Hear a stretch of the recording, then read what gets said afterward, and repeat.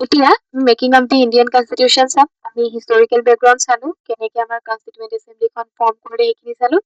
এতিয়া আমি ইণ্ডিয়ান কনষ্টিটিউশ্যনখন কেনেকে বনোৱা গৈছিলে সেইটো চোৱাৰ আগত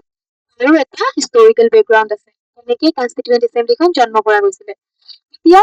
1904 চনতে স্বৰাজৰ ডিমাণ্ড কৰা গৈছিলে যে আমাক কি লাগে, নিজৰ চৌহাখন লাগে, আৰু চৌহাখন হ'বলৈ কি লাগিব, আমাক এখন গাইড বুক লাগিব য'ত আমি আমাৰ ৰুলছ, আইডিয়েলছ, প্ৰিন্সিপলছ গোটেইখিনি ছেট কৰিব পাৰিম। তাৰ লগতে 1934 কি কৰিছিলে, এম.এন. ৰয় নামৰ এজন জিঅৰিষ্ট আছিলে, তেখেতে কি কৰিছিলে, কনষ্টিটিউৱেণ্ট এছেম্বলি যে আমাৰ এখন থাকিব লাগে সেই আইডিয়াটো তেওঁ কি কৰিছিলে, প্ৰকাশ কৰিছিলে।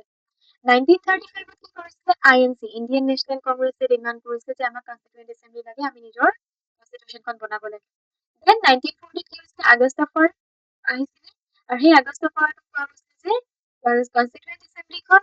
মানে আমি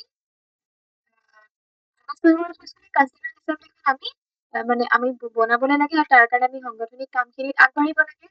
দেন 1942 কি হৈছিল, ক্ৰিছ প্ৰপ'জেল আহিছিলে, হয়, সেই ক্ৰিছ প্ৰপ'জেলটো কনষ্টিটিউৱেণ্ট এছেম্বলি ডিমাণ্ডটো একচেপ্ট কৰিছিলে যে য়েছ আমি আপোনালোকৰ কনষ্টিটিউৱেণ্ট এছেম্বলি বনিবলৈ দিম, কিন্তু ইয়াত আহি গ'ল মুছলিম লীগ, এম.এল. মিনছ মুছলিম লীগ, এই মুছলিম লীগে কি কৰিলে, ৰিজেক্ট কৰি দিলে, নালাগে আমাক কনষ্টিটিউৱেণ্ট এছেম্বলি, তেনেকুৱা নিচিনা। দেন 1946 কেবিনেট মিছনে ফাইনেল আহিলে, তেওঁলোকে এটা স্কিম আনিলে, আৰু সেই স্কিমখনৰ মতে কনষ্টিটিউৱেণ্ট এছেম্বলিখন আমাক বনাবলৈ দিলে, কিন্তু কি হৈছিলে, মুছলিম লীগ তেতিয়া ছেটিছফাই হোৱা নাছিলে, তেতিয়া কেবিনেট মিছনে আমাক কৈ দিলে য়েছ আপোনালোকে বনাওক। দেন 1946 কি হ'ল, কনষ্টিটিউৱেণ্ট এছেম্বলি সংগঠিত হ'ল কেবিনেট মিছন প্লেনৰ থ্ৰু। এতিয়া আমি চাম কনষ্টিটিউশ্যনখন যে বনিছে, কনষ্টিটিউৱেণ্ট এছেম্বলিখন যে মেক হৈছে সেই বস্তুটো আমি চাম। এতিয়া 9 ডিচেম্বৰ 1946 কি হৈছিলে,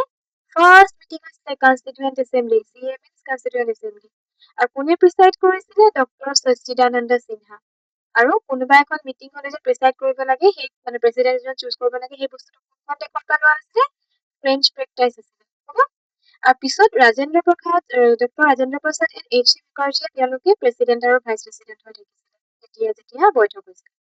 এতিয়া জৱাহৰলাল নেহৰুৱে কি কৰিছিলে, অবজেক্টিভ ৰিজলিউশ্যন আনিছিলে 22 জানুৱাৰী 1947, 13 ডিচেম্বৰ 1946, তাতো তেওঁ কনষ্টিটিউৱেণ্ট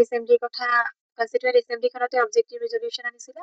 আৰু 1947 কি হৈছিলে, ইণ্ডিয়ান ইণ্ডিপেণ্ডেন্স এক্ট আহিছিলে, আৰু সেইখনেও কি কৰিছিলে, কনষ্টিটিউৱেণ্ট এছেম্বলিৰ কিছুমান চেঞ্জেছ আনিছিলে। কেনেকে, প্ৰথম কথা, কনষ্টিটিউৱেণ্ট এছেম্বলি ছভাৰেইন বডি হ'ব লাগিব, সাৰ্বভৌম। তাৰ লগতে লেজিছলেটিভ বডি, যেতিয়া মানে ধৰক লেজিছলেটিভ বডি তেওঁলোকে যেতিয়া লেজিছলেট কৰে, তেতিয়া জি.ভি. মামালাম কেয়াৰে চেয়াৰ কৰে, তাৰমানে প্ৰিচাইড কৰে। আৰু ফাৰ্ষ্ট পাৰ্লিয়ামেণ্ট, এই কনষ্টিটিউৱেণ্ট এছেম্বলিখনে আমাৰ ফাৰ্ষ্ট পাৰ্লিয়ামেণ্টটো ফ্ৰী ইণ্ডিয়া আছে, যেতিয়া আমাৰ স্বাধীনতা লাভ কৰিলে তেতিয়া ফাৰ্ষ্ট আছিলে। আৰু ষ্ট্ৰেংথটো টোটেল কিমান আছিলে, 299 মেম্বাৰ আছিলে, আৰু মুছলিম লীগৰ মেম্বাৰ বিলাকে বিভিন্ন ধৰণৰ এৰিয়াৰ আছিলে। পিছত কি হৈছিলে, তেওঁলোকে যেতিয়া মানে স্বাধীনতাৰ সময়ত যেতিয়া মানে ধৰক 15 আগষ্টৰ পিছত তেওঁলোকৰ 14ত হৈছে, আমাৰ 15ত হৈছে, সেই সময়ত যেতিয়া নিজে নিজে ধৰক ইণ্ডিয়াৰ পৰা গুচি গৈছিলে যে আমি নাথাকো ইয়াত, আমি যামগে, তেওঁলোকে কি কৰিছিলে, সেই কনষ্টিটিউৱেণ্ট এছেম্বলিৰ পৰা নিজকে উইথড্ৰ কৰি লৈছিলে, আঁতৰি গৈছিলে তেওঁলোকে। দেন 26 নৱেম্বৰ 1949 কি হৈছিলে, motion of draft constitution was declared as passed. It contained the preamble, এখন কনভেন্ট আছিলে, 395 টা আৰ্টিকেল, আৰু 8টা স্কেডিউলছ আছে। এইটোৱে আমাৰ ফাৰ্ষ্ট গঠিত হৈছে, এইখিনিৰ পৰা আমাৰ ষ্টাৰ্ট। দেন 26 জানুৱাৰী 1950 কি কৰিছিলে, কনষ্টিটিউশ্যনখন সম্পূৰ্ণ হৈ গৈছিলে, আৰু সেইদিনাখনে ডেট অফ কমেন্সমেন্ট বুলি কোৱা হয় কনষ্টিটিউশ্যনখনৰ। আৰু সেই ডেটটোত কৰা হৈছিলে কাৰণ 1930 যিটো লাহোৰ ছেছন হৈছিলে INC, তাতে পূৰ্ণ স্বৰাজ চেলিব্ৰেট কৰা গৈছিলে কাৰণে 26 জানুৱাৰী 1915 কি কৰিছিলে, ডেট অফ কমেন্সমেন্ট বুলি কোৱা হয়। এতিয়া আমি অবজেক্টিভ ৰিজলিউশ্যনত প্ৰিএম্বলত যে মানে বেচিছ হৈ গৈছিলে, আমাৰ যিখন প্ৰস্তাৱনা, সেই প্ৰস্তাৱনাৰ বেচিছ বুলি কোৱা হয় অবজেক্টিভ ৰিজলিউশ্যনৰ পৰাই বস্তুখিনি লোৱা হৈছে বুলি কোৱা হয়। আমি অবজেক্টিভ ৰিজলিউশ্যনত কি আছিলে আমি চাম। ফাৰ্ষ্টতে ইণ্ডিয়া ইণ্ডিপেণ্ডেন্ট ছভাৰেইন ৰিপাব্লিক কৈছে, Bharat independent sovereign Republic, Bharat কাৰো তলতীয়া নহয়, আৰু ভাৰত মানে ধৰক স্বাধীন এখন ৰাষ্ট্ৰ। All powers and authority derive from the people, আমাৰ মানুহৰ হাতত গোটেইখিনি পাৱাৰ আমি জানো, বিকজ আমি গণতান্ত্ৰিক দেশৰ নাগৰিক। তাৰ লগতে জাষ্টিছ কি থাকিব, ছ'চিয়েল, সামাজিক, ৰাজনৈতিক আৰু অৰ্থনৈতিক ন্যায় পাম। ইকুৱেলিটি আমি কি ক'ম, ষ্টেটাছ অফ অপৰচুনিটি, ইকুৱেলিটিটো আইনৰ আগত সকলো পাম, তাৰ লগতে যিটো আমি status of opportunity সেইটো ক্ষেত্ৰতো আমাৰ equality থাকে freedom of thought expression belief faith worship vacation association and action subject to law and public morality মানে আমি এইখিনি বস্তু পাম freedom of expression worship faith vacation এইখিনি পাম তাৰ লগতে adequate safeguard for minorities backward and tribal areas depressed and other backward class এইখিনি বস্তু আমাৰ safeguard কৰা হ'ব minority লগতে আমাৰ as a person আমাৰ সকলোকে adequate safeguard দিয়া হ'ব পৰ্যাপ্ত পৰিমাণৰ আমাৰ সুবিধা সুবিধাখিনি আগবঢ়োৱা হ'ব লগতে tribal areas depressed and backward class সকলোখিনি ধৰা হৈছে promotion of peace and আমাৰ শান্তি আৰু কি কল্যাণমূলক মানে ধৰক যিবিলাক সেইখিনি আমাৰ কেৱল প্ৰচাৰ প্ৰচাৰ কৰা এতিয়া আমি যদি চাবলৈ যাওঁ constituent assembly strength to প্ৰথমতে total strength 389 296 British India 93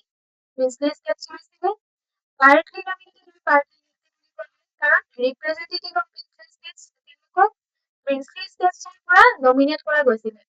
কিন্তু যিবিলাক ব্ৰিটিছ ইণ্ডিয়াৰ ৰিপ্ৰেজেন্টেটিভ আছে তেওঁলোকক ইনডাইৰেক্টলি ইলেক্ট কৰি পঠোৱা হৈছে তাৰমানে পৰোক্ষভাৱে কোন আছিলে প্ৰিন্সলি ষ্টেটৰ যিবিলাক ৰিপ্ৰেজেন্টেটিভ আৰু প্ৰত্যক্ষভাৱে তেওঁলোকক ইনডাইৰেক্টলি তেওঁলোকক ইলেক্ট কৰা গৈছিলে পৰোক্ষভাৱে কাক কৰা গৈছিলে ব্ৰিটিছ ইণ্ডিয়া তাৰমানে ব্ৰিটিছৰ মানুহখিনি আৰু যিবিলাক আমাৰ প্ৰিন্সলি ষ্টেটছৰ এইটো কি কয় মানুহ আছে তেওঁলোকক নমিনেট কৰি পঠোৱা হৈছে তেওঁলোকক জাষ্ট ধৰা হৈছে যে আপোনালোকক সিলেক্ট কৰা হৈছে নমিনেট কৰা হৈছে এতিয়া সাম ৰিলেটেড ফেক্টস কি আছে representative of all sections Indian society Hindus Muslim Sikh Percy Anglo Indian গোটেইখিনি আছে কিন্তু ইয়াত এটা এক্সেপশন আছে মহাত্মা গান্ধী কনস্টিটিউয়েন্ট এছেম্বলিৰ সদস্য তেখেতে ক'লে মই কনস্টিটিউয়েন্ট এছেম্বলিৰ সদস্য নহওঁ এতিয়া কনস্টিটিউয়েন্ট এছেম্বলিৰ 8টা মেজৰ কমিটি আছে আৰু তাতে যদি চাওঁ ইউনিয়ন পাৱাৰ্স কমিটি আছিলে ইয়াত জৱাহৰলাল নেহেৰু তেখেতে দায়িত্ব পালন কৰিছিলে ইউনিয়ন কনস্টিটিউশ্যনতো জৱাহৰলাল নেহেৰুৱে দায়িত্ব পালন কৰিছিলে প্ৰভিন্সিয়েল কনস্টিটিউশ্যনত চৰ্দাৰ পেটেল অৰ্থাৎ চৰ্দাৰ বল্লভভাই পেটেল তাৰ লগতে ড্ৰাফটিং কমিটি যিখন আছিলে সেইখনত doctor B R Ambedkar advisory আছিলে Sardar Vallabhbhai Patel rules of procedure doctor Rajendra Prasad আছিল ষ্টেটছৰ কাৰণে জৱাহৰলাল নেহেৰু প্ৰধান আছিল আৰু ষ্টিয়াৰিং কমিটি আছিলে সেইখন ৰাজেন্দ্ৰ প্ৰসাদ এতিয়া কনস্টিটিউয়েন্ট মাইনৰ আছিলে 15টা কিন্তু এইকেইটা ইম্পৰ্টেন্ট হয় ফাইনেন্স আৰু staff committee linguistic province commission এইকেইটা বস্তু অলপ আমি চাব এতিয়া আমি যদি চাওঁ ড্ৰাফটিং কমিটিৰ বাকি কোনকেইজন আছে তেওঁৰ মেইন জনে হৈছে B R Ambedkar B R A B R Ambedkar ইয়াত এন জি আয়েংগাৰ আছে এ কে আয়াৰ আছে doctor K M Munshi S M Saadulla N M Rao তেওঁ বি এম মিটাৰ ৰিপ্লেচ হৈছিলে টি টি কৃষ্ণমাচাৰী তেখেতক ৰিপ্লেচ কৰা হৈছিলে ডিপি খৈতানেৰে এতিয়া এই যিবিলাক 6জন সদস্য এইকেইজনৰ নাম আমি মনত ৰাখিব লাগিব তাৰপিছত আমি যদি চাবলৈ যাওঁ এডভাইজৰী কমিটিত কোন আছিলে ফাণ্ডামেণ্টেল ৰাইটছত জে বি কৃপালী আছিলে মাইনৰিটিজ এ চি মুখাৰ্জী আছিলে আৰু north east frontier tribal areas Assam excluded আৰু পাৰ্টলি এক্সক্লুডেড এৰিয়াজ তাত কোন আছিলে গোপীনাথ বৰদলৈ আছিলে দেই এতিয়া excluded and partly excluded areas এভি থাকাৰ আছিলে তাৰমানে অসমৰ বাহিৰৰ যিখিনি অলপমান এক্সক্লুডেড এৰিয়া সেইখিনি কোনে চাব এভি থাকাৰ আৰু নৰ্থ ইষ্টৰ যিখিনি এৰিয়া সেইখিনি কোনে চাব গোপীনাথ বৰদলৈ এতিয়া কি ফাংচন তেওঁলোকে কৰিছিলে কনস্টিটিউয়েন্ট এছেম্বলি সিএম মানে কনস্টিটিউয়েন্ট তেওঁলোকে কনস্টিটিউশ্যনখন মেক কৰিছিলে অৰ্ডিনেৰী লবিলাক ইনেক্ট কৰিছিলে তাৰ লগতে নেশ্যনেল ফ্লেগ ইনেক্ট কৰা হৈছিলে কোনে আছিলে ই ভেংকায়া কেতিয়া ফাৰ্ষ্ট হৈছিলে 1929 Lahore session of Indian national Congress আৰু এডপ্ট কেতিয়া কৰা হৈছিলে জুলাই 22 1947